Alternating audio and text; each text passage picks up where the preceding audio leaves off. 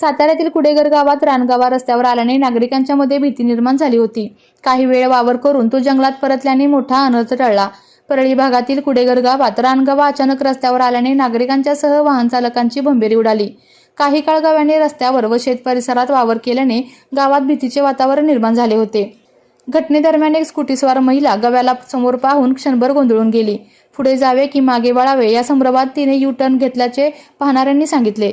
सकाळच्या सुमारास काही शेतकऱ्यांना शेताजवळ मोठा गवा फिरताना दिसला। हा गवा अत्यंत बलवान आणि कधी कधी आक्रमक होऊ शकणारा वन्य प्राणी असल्याने गावकऱ्यांनी सुरक्षित अंतर राखत सावधगिरी बाळगली।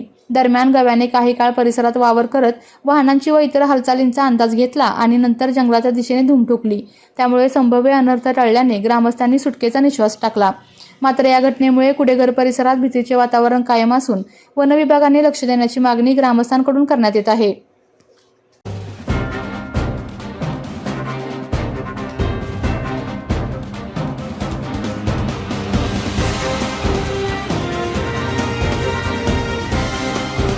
आपल्या तालुक्यातील जिल्ह्यातील बातम्या सर्वप्रथम पाहण्यासाठी आजच सातारा न्यूजला YouTube चॅनलवर सबस्क्राइब करा, लाईक करा, शेअर करा आणि बेल आयकॉन प्रेस करायला विसरू नका।